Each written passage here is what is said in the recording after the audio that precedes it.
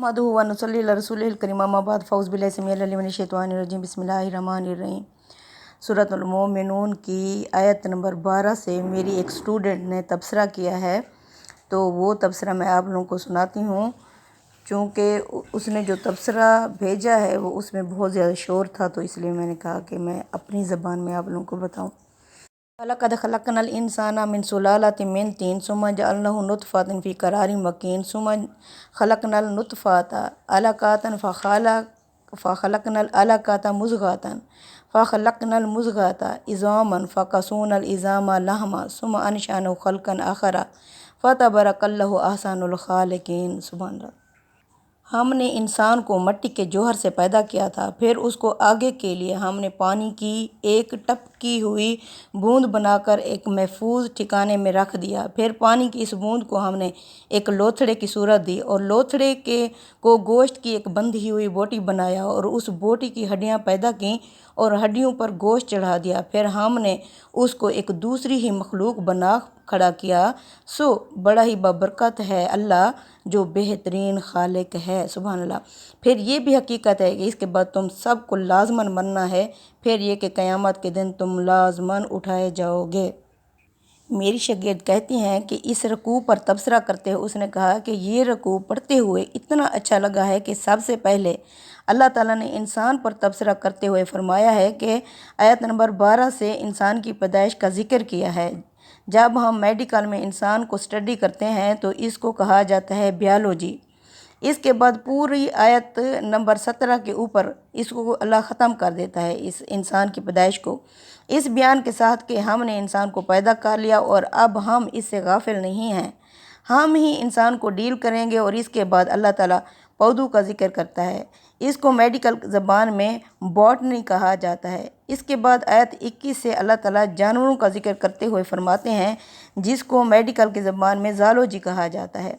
इसको ख़त्म करने के बाद अल्लाह ताला समंदर की तरफ आ जाता है। मतलब ये है कि अल्लाह ताला इतनी खूबसूरती के साथ इन तमाम चीज़ों को डिस्कस करता है कि हमने इंसान तुम्हें पैदा किया है और हम ही इसके चशमदीद गवाह हैं कि किस तरह हम बच्चे को मुख्तलिफ़ स्टेजेस से पैदा करते हुए आए हैं और मरने के बाद भी हम ही तुम्हें उठाएंगे। जिस तरह ये तमाम मराहल एक हकीकत के तौर पर नज़र आते हैं, यानी जिस तरह बच्चा पैदा होता है, फिर वो जवान होता है, फिर वो बूढ़ा होता है, फिर वो मर जाता है, जिस तरह ये हकीकतें हैं, इस तरह तुम मरने के बाद ज़रूर उठाए जाओगे। जिस तरह अल्लाह फरमाता है कि हमने बच्चे को नुत्फ़े से पैदा किया और ये कि हमने तुम्हें एक मज़बूत जगह पर ठहरा दिया।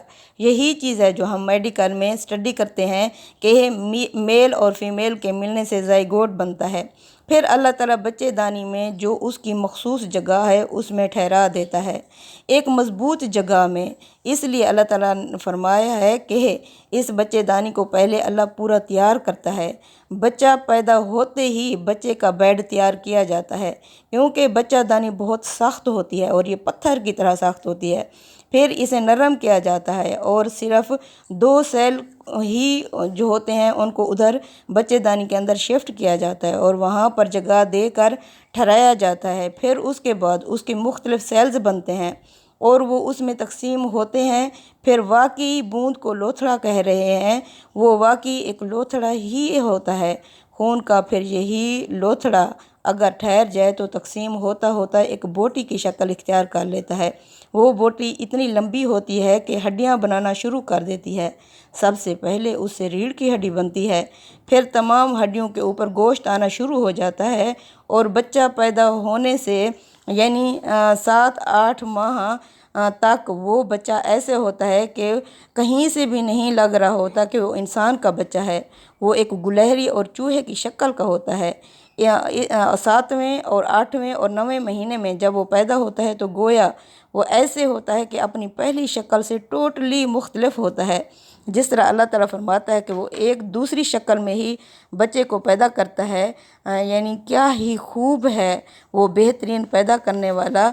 अल्लाह फरमाते हैं फ़तबरकल्लाहु अहसनुल ख़ालिक़ीन, बड़ा ही बाबरकत है वो अल्लाह जो बेहतरीन खालिक है। सुभान अल्लाह।